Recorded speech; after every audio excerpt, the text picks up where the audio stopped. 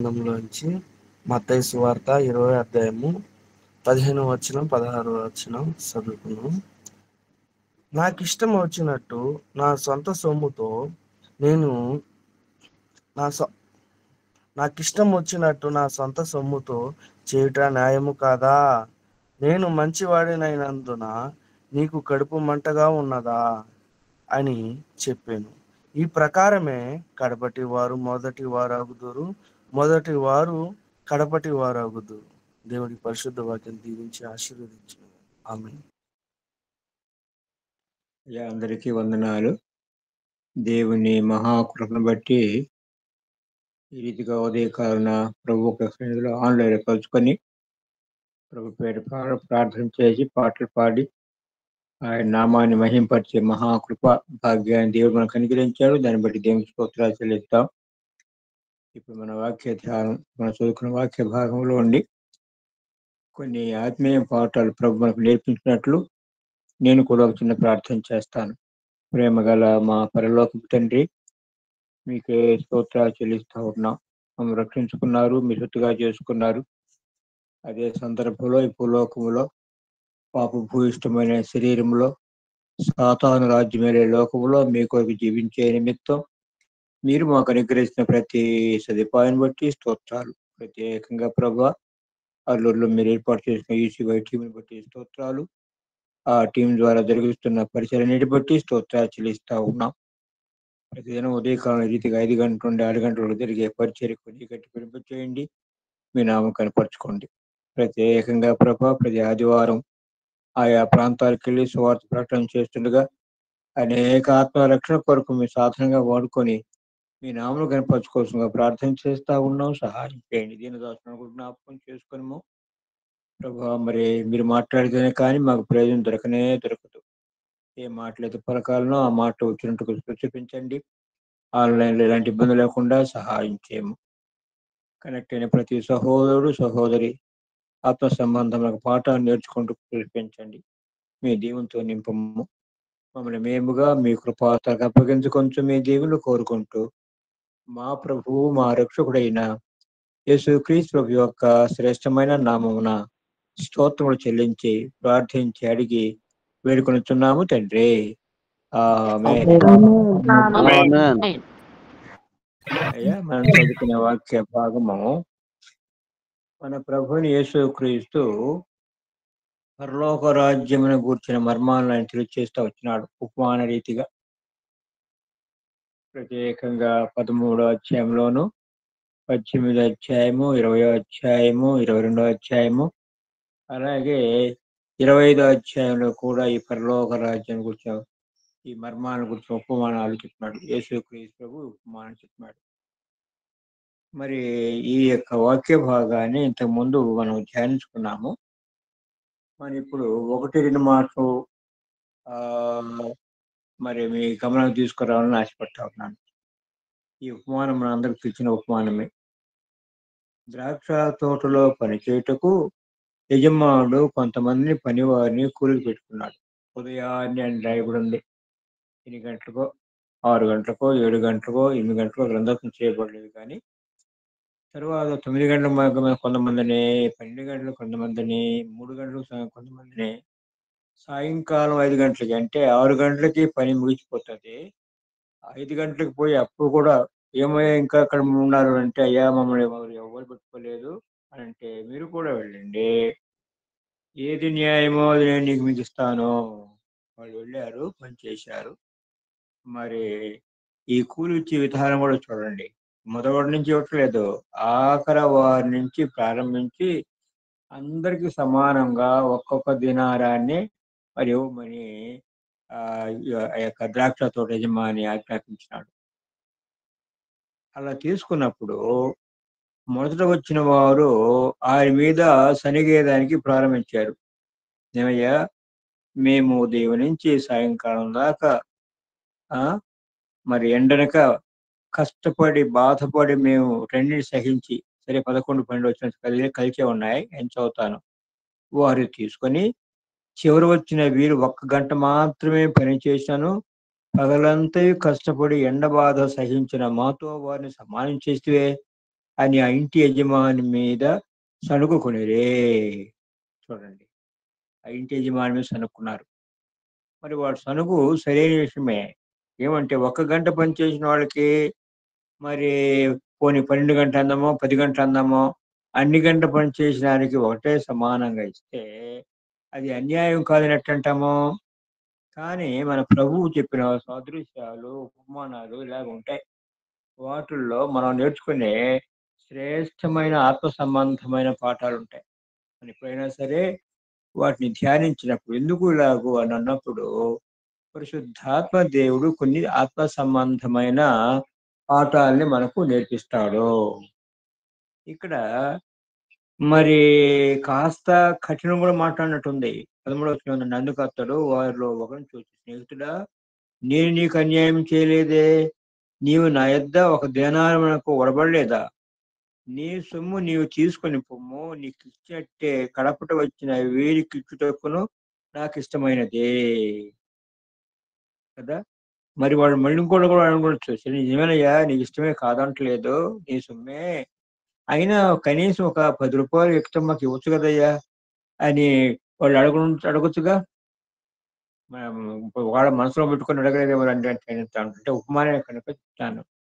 ఇలాగ ఈ ఉపమానంలో ఉండే శ్రేష్టమైన పాఠాలు 2, 3 విషయాలు మీ గమనాన్ని నేను తీసుకొని రావాలని ఆశపడతా ఉన్నాను. మొట్టమొదటి విషయం ఏంటంటే, ఈ ద్రాక్ష తోటలో పనిచేసిన వాళ్ళు ఉదయం నుంచి మరి సాయంకాలం వరకు పనిచేసిన వాళ్ళు, సాయంకాలం 1 గంట పనిచేసిన వాళ్ళందరికి కూడా కూలి సమానంగా ఇచ్చాడంటే రక్షణ అందరికీ సమానమేనయ్యా. రక్షణ అంటే చిన్న వయసులో రక్షణ పొందినా, యవ్వన కాలంలో రక్షణ పొందినా, వృద్ధాప్యంలో రక్షణ పొందినా, కొందరైతే అవసాన దశలో మనకు తెలుసుగా. మన యేసయ్య మన ప్రభువు యేసుక్రీస్తు సిలువ వేయబడినప్పుడు ఆయనతో కూడా చనిపోయిన దొంగల్లో ఒక దొంగతో ఏమన్నాడు? నేడు నీవు నాతో కూడా పరదేశంలో ఉంటావు. ఆ క్షణాన ఆ ఆఖరి నిమిషంలో ప్రభువుని నమ్ముకున్నాడు, రక్షణ పొందాడు. ఉదాహరణకు మనం కూడా ఒక హాస్పిటల్‌కెళ్ళాము. మాకు విశ్వాస హాస్పిటల్‌లో ఉంటే ప్రార్థన చేసడానికి ఆ సంఘ పెద్దలు పోయారు. ప్రార్థన చేసినప్పుడు ఉంటే ప్రక్క ఉన్న పడకలో ఉన్న వాళ్ళు కూడా "అయ్యయ్య మా ఆయనకి కూడా మరి కాస్త ఆరోగ్యం బాగాలేదు రండి ప్రార్థన చేయండి" అంటే అక్కడికి వెళ్ళి వాళ్ళకి ప్రార్థన చేయకముందు ఆయనకు సువార్త చెప్పారనమాట. అయ్యా, మన ఈ భౌతికమైన రోగం మాత్రమే కాదు, ఆత్మ సంబంధమైన రోగం ఉంది. ఈ భౌతిక దేహం అయితే జీవించే కాలమే మనకు కష్టము. ఆ ఆత్మ సంబంధం రోగం ఏంటంటే చనిపోయిన తర్వాత తీసుకెళ్ళి నరకంలో అగ్నిగంధకాలతో మండే గుండంలో నిరంతరం కాలుతూనే ఉండవలసిందే. ఇంకా ఆ యొక్క బాధ తప్పించుకోవాలంటే ప్రభువుని నమ్ముకోవాలయ్యా. ప్రభువుని నమ్ముకుంటే నీకు స్వస్థిస్తాడు. స్వస్థిచ్చినా ఇవ్వకపోయినా నీవు దేవుని రాజ్యంలో ఉంటావు. నరకానికి పోవాల్సిన అవసరం లేదు. సరే అన్నాడు. ఈయన తిరుమల కూడా చేయించాడు. అంటే రక్షణ నిశ్చిత తీసుకున్నాడు. మరి తీసుకోడు ఆయన. అయితే తెల్లారి చనిపోయాడయ్యా. కనుక ఆ వ్యక్తి ఆయన కూడా దేవుని రాజ్యానికి పోతాడు. చిన్న వయసులో రక్షణ పొందిన వ్యక్తి, ఆఖరి గడియలో రక్షణ పొందిన వ్యక్తి రక్షణ అందరికీ సమానమే. దీంట్లో మనం నేర్చుకునే మొదటి పాఠం ఏంటంటే రక్షణ అందరికీ సమానము. చిన్న వయసులో నమ్ముకున్నా, మధ్య వయసులో అయినా, వృద్ధాప్యంలోనైనా, ఆఖరి మరణ పడకలో ఉన్నప్పుడు నమ్ముకుంటే కూడాను మరి రక్షణ అందరికీ సమానమే. అయితే అదే సందర్భంలో ఇక్కడ ఈ ఆఖర గంటలో పనిలో ప్రవేశించిన వారి దృష్టంతా కూడాను కూలి మీద లేదయ్యో. ఏమి కూలి ఎంతొస్తది? పోనీలే ఆహ్, క ఆహ్, మరి వాళ్ళు చేసిన వాళ్ళకి 100 లేకపోతే రూ. 120 అనుకున్నాం. గంటకి ఎంతొస్తది? రూ. 10. కూలి మీద లేదు వాళ్ళ మనసంతా. వాళ్ళ మనసంతా దేని మీద ఉందంటే వాళ్ళ సంతోషం ఏంటంటే ఇంత గొప్ప ధనవంతుని యొక్క ద్రాక్ష తోటలో పనిచేసే ఆ భాగ్యం మనకు దొరికింది అని వాళ్ళ సంతోషం. రెండవ కారణం ఏంటంటే మరి సమయమేమో గంటే ఉందే. పని విస్తారంగా ఉంది. అబ్బో! వీళ్ళు పని చేయటం ప్రారంభించారు. ఎట్లా ప్రారంభించారంటే, అబ్బా! ఎంత శ్రమపడి వాళ్ళు పనిచేస్తున్నారంటే, మన నెల్లూరు భాష చెప్పాలంటే ఏంది, ఇది ఏమంటారు మరి, ఇట్లాగా తెగబడి అట్లాగా పనిచేస్తా ఉన్నారు. అలాగా పనిచేస్తా ఉంటే ఈ ముందుగా వచ్చిన వాళ్ళు చూడండి, వాళ్ళు రోజంతా పనిచేశారుగా, ఎండలో కూడా బాతకు ఓర్చి పని చేసుకున్నారుగా, సాయంకాలం వచ్చింది కాస్త నీరసించడానికి ఆస్కారం ఉంది. హ్మ్. వీడు ఇప్పుడు వచ్చాడు రా, ఇప్పుడు వచ్చినాడు ఇరగబడి పనిచేస్తా ఉన్నాడు.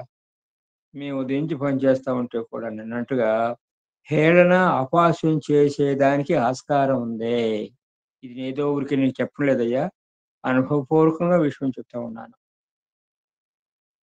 ఉదయం నుంచి పని అంటున్నాడు. ఉదాహరణ అనుకున్నాము, కొందరు సహోదరులు చిన్న వయసులోనే ప్రభువు నమ్ముకున్నారు.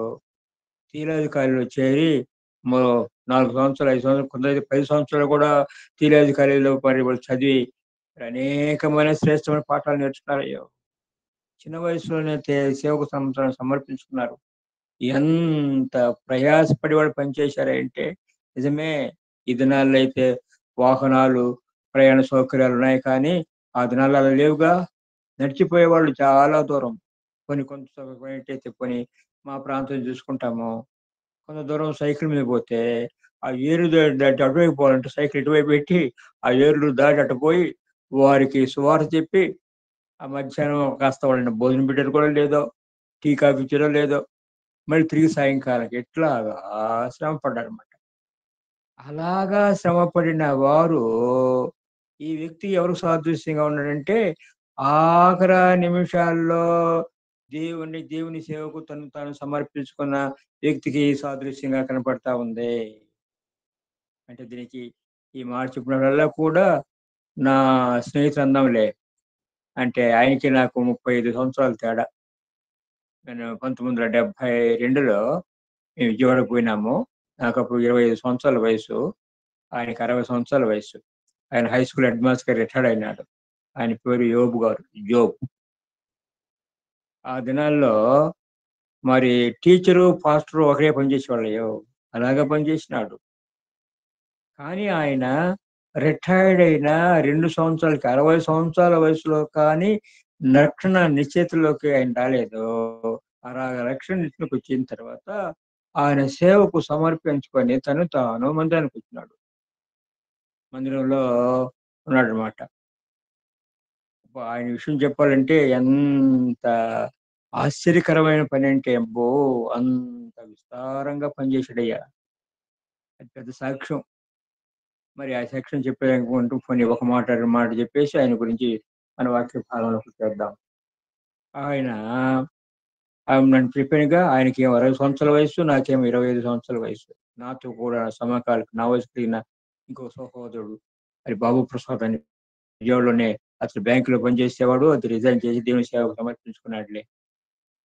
మేము ముగ్గురము తరచుగా ఆ మందిరంలో ఉన్న ఆ దైవజనుడు మమ్మల్ని చుట్టుపక్కల గ్రామాలకి సేవకులకు పంపించేవాళ్ళు.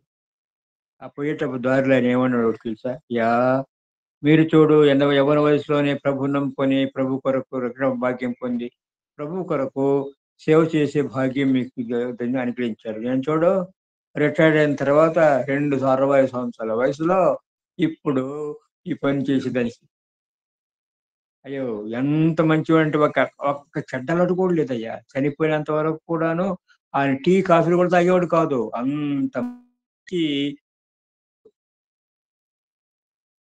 చెప్పాగా. ఇంకా నేను చెప్పాలంటే, ఆయన చిన్న వయసులో ఉన్నప్పుడే ఆయన తల్లి తనను దేవుని యొక్క సేవకు సమర్పించుకుంది. మరి తరచుగా అట్లా అనేవాడు. అయ్యా! అంటే ఆయన హృదయం ఉండే బాధంతా ఏంటి, నేను కూడా వీరిలాగా చిన్న వయసులో నుండే దేవుని సేవ చేస్తుంటే ఎంత బాగుండేది అని. కానీ ఒక దినాన మరి ఆయన, అయ్యా! నేను ఇంటికెళ్ళిపోతా ఉన్నానన్నాడు. ఏమండి అంటే, మిగతా వాళ్ళు యవ్వనస్తులు చిన్న వయసులో వచ్చే సేవకొచ్చినోళ్ళు ఉండారుగా. అంటే సంఘంలో ఉండే కొందరు మాటలు ఏంటి, అబ్బా! ఈ యోబు గారు ఇప్పుడు వచ్చాడురా, నేను కూడా సేవకుడినని బైబిల్ సంగతి తెలుసుకొని ఇప్పుడు వచ్చినాడు.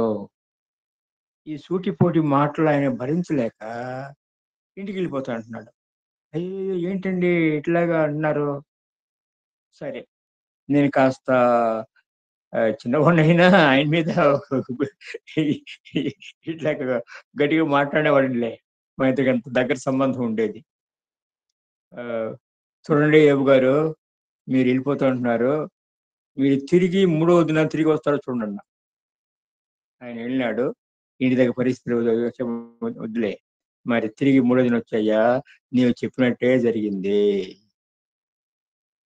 వచ్చినాడు. ఆ దైవజనుడిని దేవుడు ఎంత ఘనంగా వాడుకున్నాడంటే, మరి ఆ దినాల్లో ఆయన 101 సంవత్సరం బ్రతికినాడు. అయ్యో! అలాగే మరి ఆయన విజయవాడ దగ్గర నందిగామ అనే ప్రాంతం ఉంది. ఆ ప్రాంతంలో ఆయన దేవునికి సేవ పుట్టించినారు. తరచుగా ఆ దినాల్లో కనీసం నెలకు ఒక పర్యాయం నాకు ఫోన్ చేసి, అయ్యా ఈ ముసలోడు చేసిన పని చూసిపోదురా అని ఫోన్ చేస్తూ ఉండేవాడు. అప్పుడు నేను విశాఖపట్నంలో ఉన్నాను. మరి హెడ్ క్వార్టర్స్ ఒక సర్కిల్ ఆఫీస్ విజయవాడ కనుక మరి అప్పుడప్పుడు క్యాంపులు వచ్చి విజయవాడ వచ్చినప్పుడు అక్కడికి వెళ్ళా. 300 మంది విశ్వాసులు ఉన్నారయ్యా ఆ మందిరంలోన. అయ్యా ప్రక్క గ్రామంలో కూడా మేము సేవ ప్రారంభించాము. అక్కడ కూడా మందిరం కట్టాలని ఆశపడతా ఉన్నాము. ప్రార్థన చేయండి కదయ్యా. అట్లాగా మరి ఆఖరి నిమిషాల్లో సేవకు సమర్పించుకున్న వారు యోబు గారి లాగా అబ్బో విస్తారంగా మరి ఆయనకి నాకు సంబంధాన్ని ఆయన సందర్భాలు చెప్పాలంటే ఎన్నో సందర్భాలు ఉన్నాయి. అంత ఆశ్చర్యకరమైన రీతిగా దేవుడు ఆయన వాడుకొని ఆయన ఘనముగా అయ్యా అట్లాగూ ఆఖరి నిమిషంలో సేవకొచ్చిన వాళ్ళు మరొకసారి చెప్తున్నానయ్యా, వాడి దృష్టి అంతా కూలి మీద లేదు. వాడు సంతోషం ఉంటే ఏంటంటే ఇంత గొప్ప ధనవంతుని యొక్క ద్రాక్ష తోటలో పనిచేసే ఈ భాగ్యం నాకు దొరికింది. రెండవది ఏంటంటే పని విస్తారం ఉంది, సమయం గంట మాత్రమే ఉంది. ఇందాక నేను అన్నట్టు మన భాషలో, మన నెల్లూరు భాషలో ఇరగబడి పని చేస్తున్నారు వాళ్ళు. చేస్తూ ఉంటే మిగతా పని చేసేవాళ్ళు, దాన్ని చెప్పానుగా, చిన్న వయసులోనే రక్షణ పొంది చిన్న వయసులోనే థియాలజీ కాలేజీలో కోర్సులు చేసి సేవకు వచ్చిన వాళ్ళు, మంచి ఘనంగా పనిచేస్తూ వచ్చిన వాళ్ళు, వాళ్ళు సుటిపోటు మాటలు. ఇక్కడే నేర్చుకోవాల్సిన ఇంకొక పాఠం ఏంటంటే, ఇలాగా ముందుగా వచ్చిన వాళ్ళు ఆఖరి నిమిషంలో సేవ చేస్తా ఉంటే వారి మీద సూటిపోటి మాట్లాడుకోకుండా వారిని ఎంకరేజ్ చేసే ఆ పాఠం మనం నేర్చుకోవాలయ్యా. ఎంకరేజ్ చేయాలి. అబ్బా పర్వాలే, ఈయన ఈ సమయంలో వచ్చాడు, సేవ చేస్తున్నాడు కనుక ఎలాగోలాగో అని ఆయన ఎంకరేజ్ చేసి ముందుకు సాగిపోయేటట్టు చేయాలి. ఇది మనం నేర్చుకోవాల్సిన ఇంకొక పాఠం. దీంట్లో మనకు తప్పిపోయిన కుమారునికి సాదృశ్యం మనకు తెలుసు కదయ్యా. కుమారుడు అయితే చిన్న కుమారుడు తిరిగి వచ్చినప్పుడు తండ్రి విందు ఏర్పాటు చేస్తే పెద్ద కుమారుడు రాలా. ఎందుకు రాలేదు? నేను నీతోనే ఉండి నువ్వు చెప్పిన పనులన్నీ చేసి నేను సేవిస్తా ఉంటే నాకేమో నా స్నేహితులతో కూడా సంతోషపడేదానికి ఒక్క గొర్రె పిల్లను కూడా నువ్వు ఇవ్వలేదు. గొర్రె పిల్లని ఇవ్వలేదు. విడిస్తే నీ అదితంతను పాడు చేసి నీ పేరుని అవమానపరిచి ఇట్లాగే చేసిన వాడు ఇంత గొప్ప చేసావు అనేసి పడ్డాడు. దాంట్లో ఆ పెద్ద కుమారుడు నేర్చుకోవాల్సిన పాఠం ఏంటంటే, తండ్రి తనకు తప్పిన కుమారుడు తిరిగి వచ్చాడు కనుక సంతోషంలో ఇతరులు కూడా పాలు పొందాలి. అది దేవునికి ఉద్దేశం. కనుక ఆఖరి నిమిషాల్లో మరి రక్షణ పొందిన వాళ్ళు లేకుంటే సేవకు సమర్పించుకున్న వారు మరి ఇలాగా ప్రయాసపడుతుంటే వాళ్ళ మీద సునుకోకూడదు, కానీ వాళ్ళని ఎంకరేజ్ చేసేవాడుగా మనం ఉండాలి. అది నాలుగో పాయింట్ ఏంటంటే, ఈ ప్రారంభంలో వచ్చిన చూడండి, వారు సాయంకాలం కాస్త నీరసించిపోయారుగా. ఇప్పుడు వాళ్ళు హుషారు తీసుకుంటున్నారయ్యో.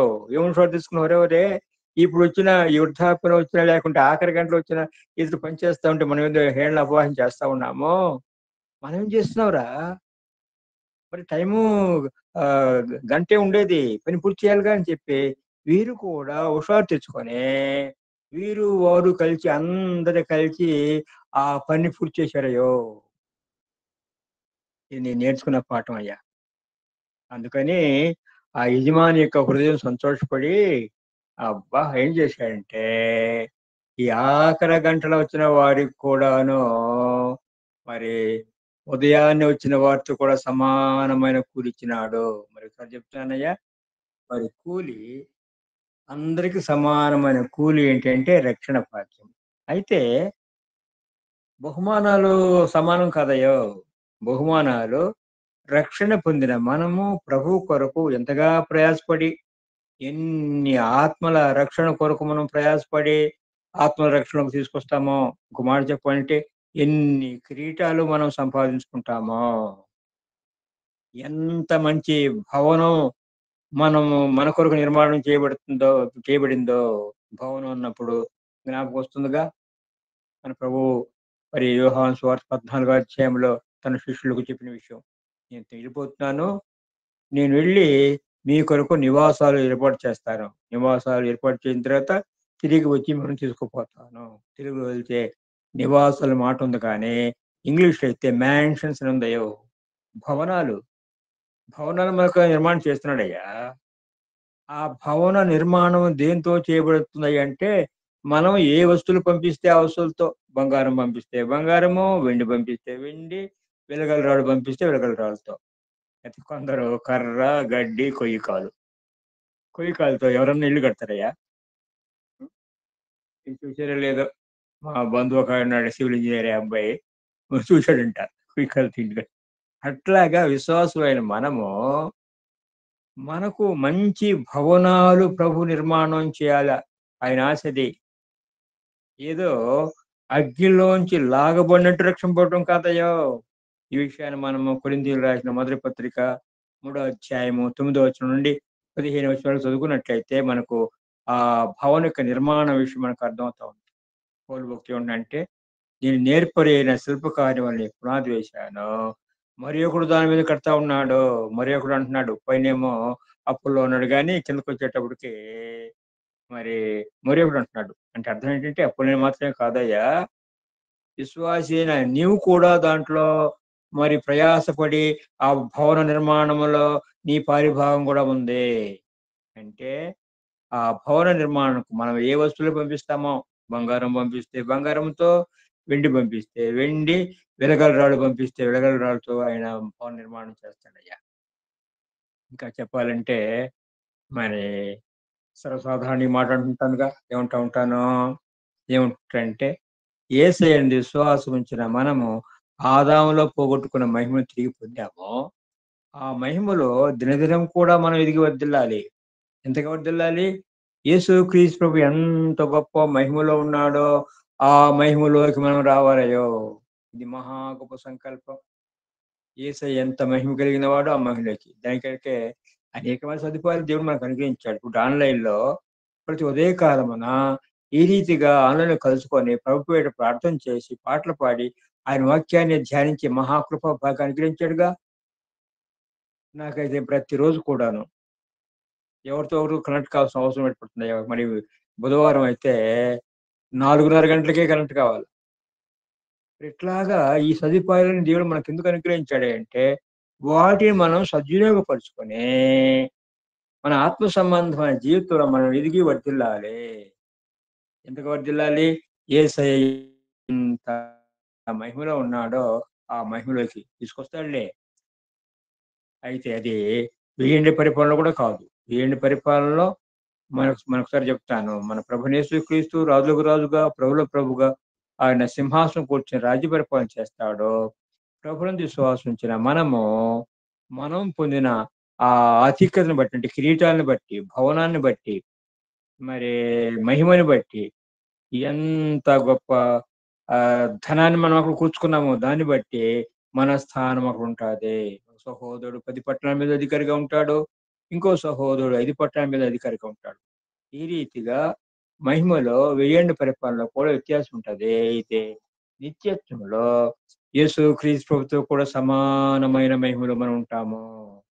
అందుకని హెబ్రీయులకు రాసిన పత్రిక మనం ఏం చదువుకుంటామంటే, మన ప్రభువుని యేసు క్రీస్తు మనల్ని సహోదరులు అని పిలుచుటకు సిగ్గుపడలేదని రాయబడింది. ఎంత గొప్ప ధన్యత చూడండి. యేసయ్య ఎక్కడ, మనం ఎక్కడ? పాపముల చేత, అపరాధాల చేత చనిపోయి వారి చేత వీరి చేత చీ అనిపించుకున్న మనల్ని రక్షించుకొని అంత గొప్ప ధన్యతలోనికి, మహిమలోనికి ఆయన తీసుకొస్తున్నాడంటే ఎంత గొప్ప ధన్యత. అందుకనే ఇంత గొప్ప రక్షణ పౌలు భక్తులు ఆ రక్షణ గురించి వివరిస్తూ ఆయన చెప్పేదానికి వీలు కాక ఇంత గొప్ప రక్షణ, తెలుగులో ఇంత కానీ ఇంగ్లీష్ అయితే సో గ్రేట్ సల్యూషన్, ఎంతో గొప్ప రక్షణ వాక్యాన్ని మనకు అనుగ్రహించినాడు కదయ్యా. అట్లాగా మరి బహుమానాల్లో వ్యత్యాసం ఉంటుంది అని ఇక్కడ మనం నేర్చుకున్న మరి పాఠాలు కొన్ని మీ ఒకటండి మీకు గమనానికి ఇస్తాను. అయిన ఆఖరి వచనంలో 2 మాటలు చెప్పుకొని నేను ముగించాలని ఆశపడతా ఉన్నాను.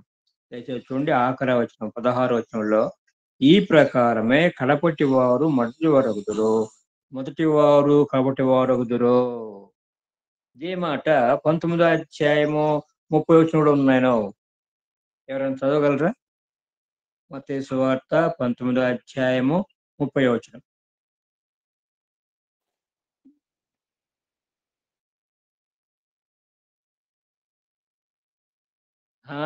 ఈ సందర్భం గుర్తొస్తుంది కదయ్యా ఏమా?